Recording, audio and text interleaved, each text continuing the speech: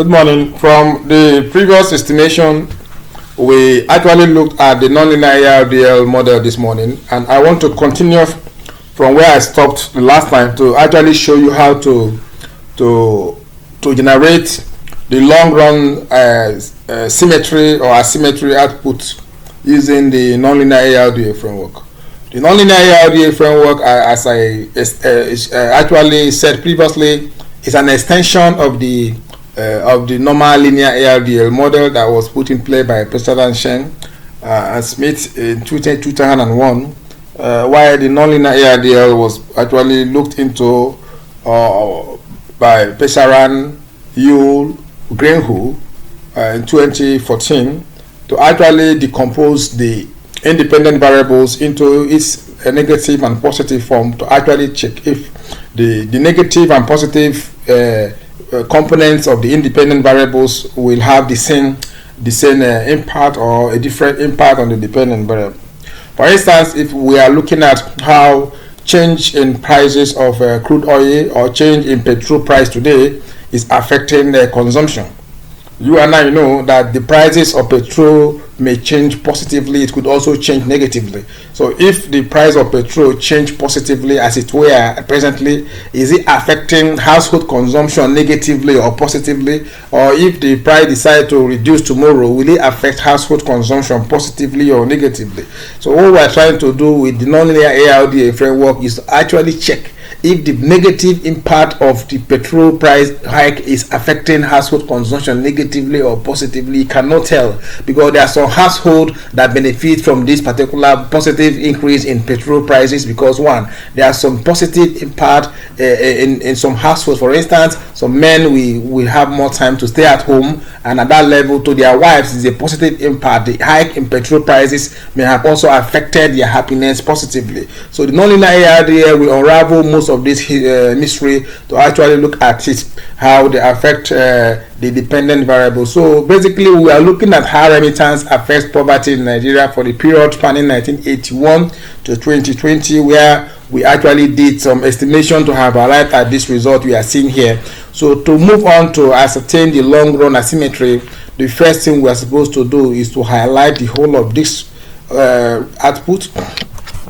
You highlight them, you copy them as displayed, then you go to quick, you go to estimate equation. In the equation estimation board, the dependent variable is the difference of poverty. You separate with a space, you put a constant, you separate with a space, you now paste all the output you have actually copied. You now arrange them in a readable way, in a way that the e-views can actually be able to identify what you are saying. You arrange them, you separate each of the equation with a comma, you separate each of them with a comma, you arrange them. We want to perform stepwise least square. Stepwise least square will enable us to actually perform the long run symmetry we wanted to actually look into this morning. So we need to decompose this area. You go to method, you select stepwise least square, you come to the list of search for regressors, you paste them, but you still need to purge this area of all the long run estimates. You pull them out of this particular area, you paste them. We have the lag values of this lag values. All the lag values are all the short run dynamics. You pull out this is a long run output. You pull up this,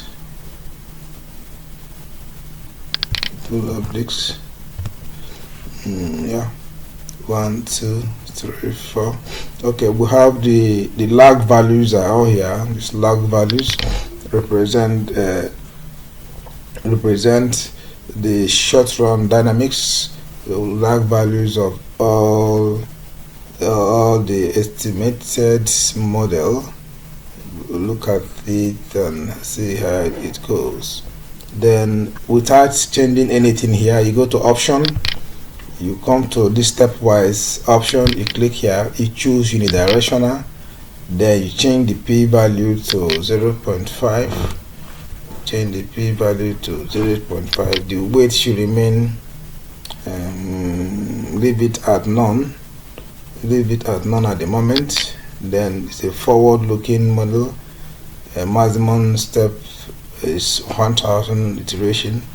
Without changing anything further, you click OK.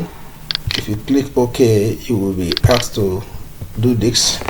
Once you do that, you'll be exposed to stepwise regression output that looks like this. This is the parameter, the C's.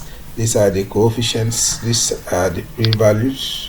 So what we need to do now is to actually generate representation for this particular output by looking at this is C1, this is C2, this is C3, this is C4, this is C5, this is C6, this is C7.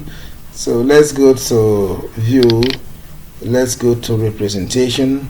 We go to representation. This is our representation. This is the representation of what we actually want to look at this morning. And if we got this representation, the next thing to be done is to go to word text. Go to word text. Then if we go to word text, we can now make do with this. We have C3, we have C4, we have C5 as remittance positive and remittance negative.